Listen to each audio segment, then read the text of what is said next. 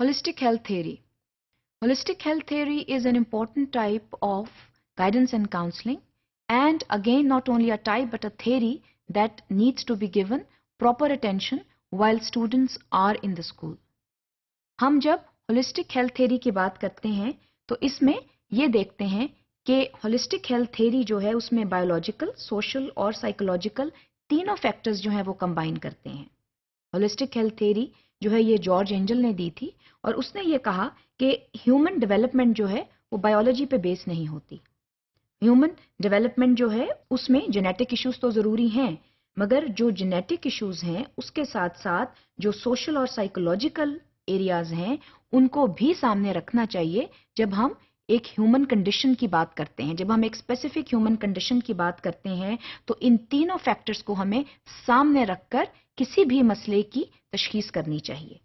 تو صرف human biology جو ہے وہ جو ہے صرف کارآمد ثابت نہیں ہوتی، جو سوشل اور سائیکولوجیکل فیکٹرز ہیں وہ بھی بے حد ضروری ہیں. اس میں اس چیز کو سامنے رکھنا ضروری ہے کہ جو سائیکولوجیکل اور بایولوجیکل اور اس کے ساتھ ساتھ دوسرے سوشل فیکٹرز ہیں، یہ تینوں مل کر جو ہے وہ ہیومن ڈیولپمنٹ میں کام کرتے ہیں. یہ اس چیز کو سامنے رکھیں کہ جب کوئی اسٹوڈنٹ جو ہے وہ کسی مسئلے کے ساتھ آتا ہے تو صرف جو ہے اس کو فیس ویلیو پہ نہ لیا جائے. اس میں اس اسٹوڈنٹ کی ہسٹری میں جانا ضروری ہے جس میں یہ تین جو فیکٹرز ہیں ان کا سامنے رکھنا ضروری ہے. کیا اسٹوڈنٹ کو کوئی ہیلتھ ایشو تو نہیں ہے؟ کیا اسٹوڈنٹ جو ہے وہ کسی سوشل مسئلے کا تو شکار نہیں ہے؟ کیا اسٹوڈنٹ جو ہے وہ اس کے ساتھ ساتھ کوئی سائیکولوجیکل ایشو جو ہے اس میں تو نہیں جو ہے وہ گھرا ہوا؟ تو یہ تمام چیزیں جو ہیں ان کو مل کر جو ہے وہ ہمیں مسئلے کی تشخیص جو ہے وہ کرنی ہے. اس وجہ سے اس تھیوری کو ایک ہولسٹک تھیوری کا بھی نام دیا گیا ہے. ہم عام طور پر یہ دیکھتے ہیں کہ ہم لیبل فوراً کر دیتے ہیں اسٹوڈنٹ کو کہ یہ جو اسٹوڈنٹ ہے یہ آٹسٹک ہے، یا یہ اسٹوڈنٹ ڈسلیکسک ہے، یا یہ اسٹوڈنٹ جو ہے اس کو کوئی ہیلتھ ایشو ہے، اس کی نظر کمزور ہے، اس کو پراپرلی جو ہے یہ سن نہیں سکتا، اس کی وجہ سے یہ کلاس میں پرابلم دے رہا ہے.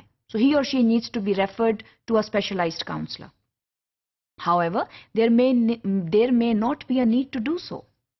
اگر ہم اسٹوڈنٹ کی ہسٹری میں جائیں ان تین اینگلز کے ذریعے تو ہو سکتا ہے کہ مسئلہ کوئی اور نکل آئے.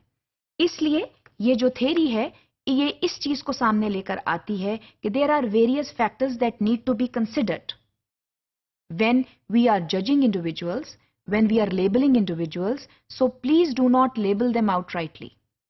Consider these various factors.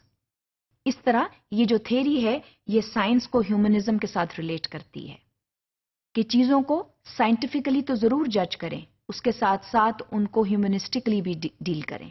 کیونکہ جب آپ چیز کو ہیومنسٹکلی ڈیل کرتے ہیں تو بہت سے ایسے فیکٹر سامنے آتے ہیں جو بعض اوقات سائنٹیفک فیکٹرز کو نگیٹ بھی کر سکتے ہیں. اس کے ساتھ ساتھ انوائرمنٹل فیکٹرز کو سامنے رکھنا بہت ضروری ہے. There are key environmental factors that shape an individual's personality.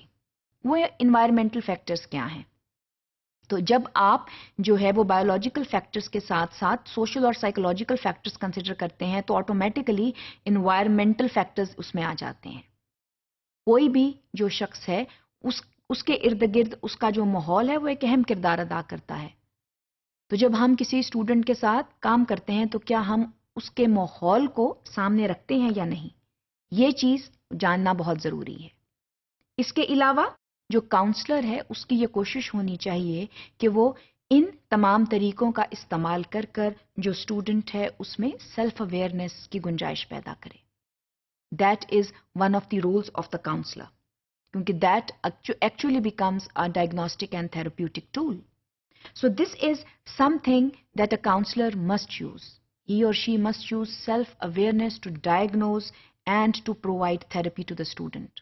کیونکہ اگین تھوڑا سا نان ڈائریکشنل ہو کر ہم نے اسٹوڈنٹ میں سیلف اویئرنیس بلڈ کرنی ہے. لیکن یہ تمام یہ جو تین فیکٹرز ہیں بایولوجیکل، سوشل اینڈ سائیکولوجیکل، ان کو سامنے رکھ کر ہم نے کاؤنسلنگ کی مدد کرنی ہے.